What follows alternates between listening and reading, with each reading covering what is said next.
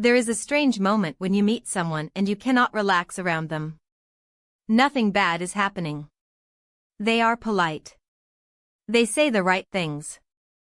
But your body stays tight. You keep a small distance. You do not know why yet. This is where the idea begins. Many of us think connection comes from being impressive. From being smooth. From being correct. From not making mistakes. We learn this early.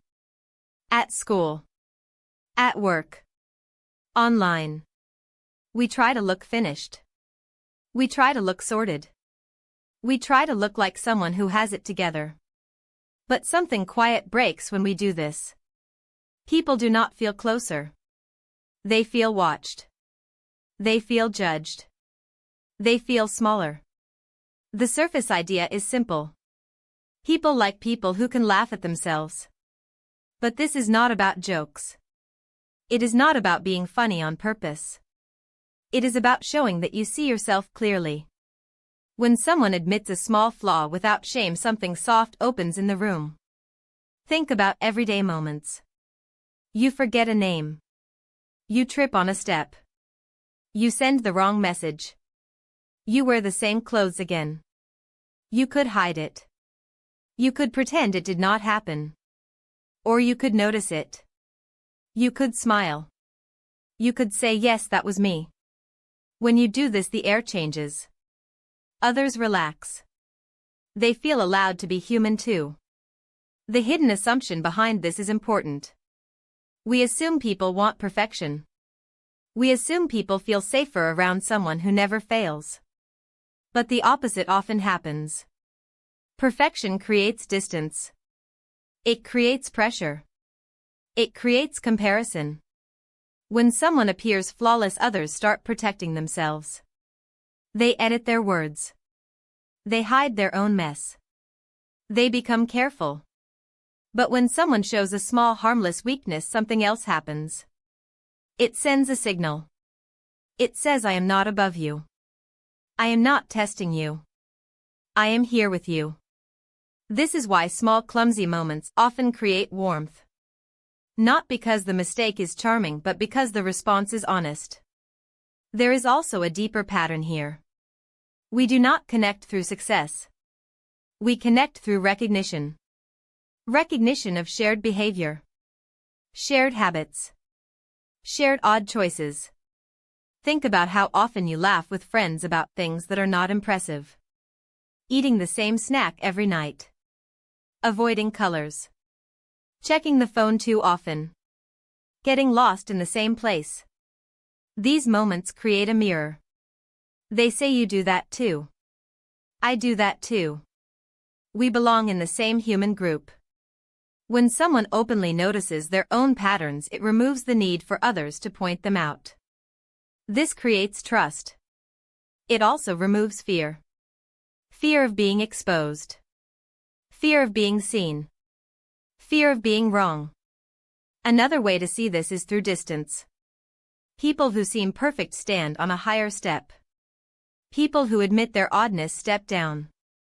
And connection usually happens at the same height. This is why self-awareness matters more than confidence. Confidence without awareness feels heavy. Awareness without cruelty feels light. There is a gentle practice hidden in this idea. Watching yourself with kindness. As if you are observing a small animal going through the day. You notice habits without attacking them. You see routines without drama. You see your own need for comfort. Approval. Safety. Snacks. Familiar clothes. Repeated behaviors. When you do this privately, you become less defensive publicly. You do not panic when something shows. Because you already know it. And because you know it, you are not hiding from it. This changes how others experience you. They feel less pressure to perform. Less need to impress.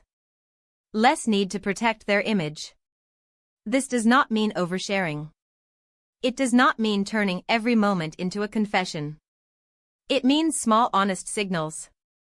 Acknowledging when you are nervous. When you are unsure. When you are a bit awkward. These are common states.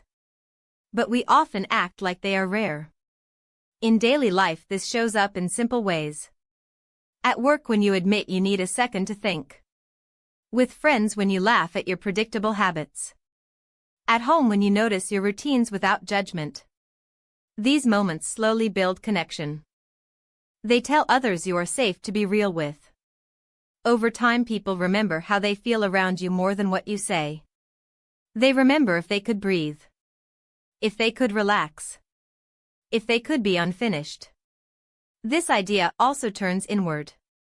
When you stop trying to be impressive, you spend less energy controlling yourself. You save energy. You become calmer. You notice life more. You start seeing patterns with curiosity instead of shame. You become more patient with others because you recognize yourself in them. This does not make you careless. It makes you grounded. It does not lower standards. It lowers fear. And when fear lowers, connection rises naturally. So maybe reconnecting with people is not about saying more. Or doing more. Or being more interesting. Maybe it begins with allowing yourself to be slightly visible. Slightly imperfect. Slightly human. And trusting that this is not a weakness but an invitation. When was the last time you allowed someone to see a small harmless truth about you and noticed how the space between you changed?